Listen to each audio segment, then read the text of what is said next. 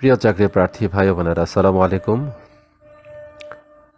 আপনারা ভিডিওতে দেখতে পাচ্ছেন যে গণপূর্ত অধিদপ্তরের নোটিশ পড়ে দেখা যাচ্ছে যে গণপূর্ত অধিদপ্তরের 20 গ্রেডভুক্ত অফিস সহায়ক পদে সরাসরি নিয়োগের লক্ষ্যে 13/12/2025 তারিখে অনুষ্ঠিত এমসিকিউ পরীক্ষায় অংশগ্রহণকারী প্রার্থীদের মধ্যে নিম্নবর্ণিত রোল নম্বরধারী পরীক্ষার্থীদের লিখিত পরীক্ষায় অংশগ্রহণের নিমিত্তে মনোনীত করা হলো। অর্থাৎ 13/12/2025 তারিখে অনুষ্ঠিত এমসিকিউ পরীক্ষার রেজাল্ট দিয়েছে বা ফলাফল দিয়েছে। গণপূর্ত অধিদপ্তরের ওয়েবসাইটে ফলাফলটি পাওয়া যাবে।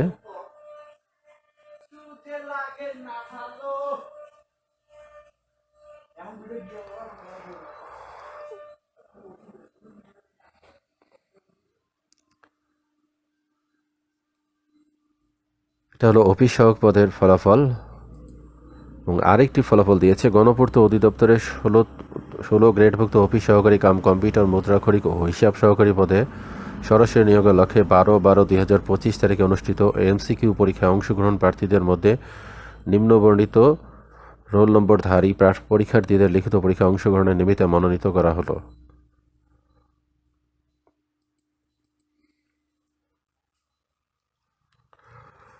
এটা হচ্ছে 16 গ্রেডভুক্ত অফিস সহকারী কাম কম্পিউটার মুদ্রাক্ষরিক ও হিসাব সহকারী পদে যারা পরীক্ষা দিয়েছেন 12/12 তারিখে তাদের ফলাফল।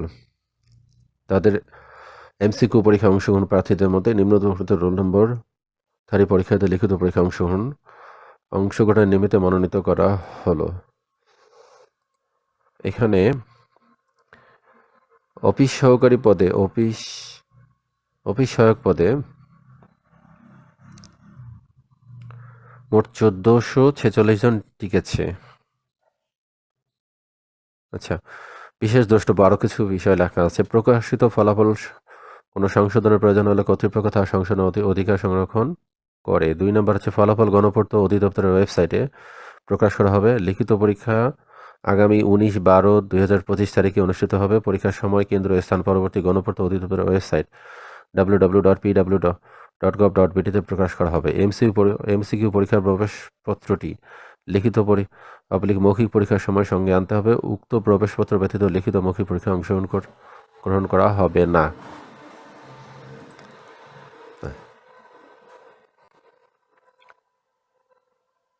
এখানে দেখা যাচ্ছে অফিস সহকারী কাম কম্পিউটার মুদ্রাক্ষরিক পদে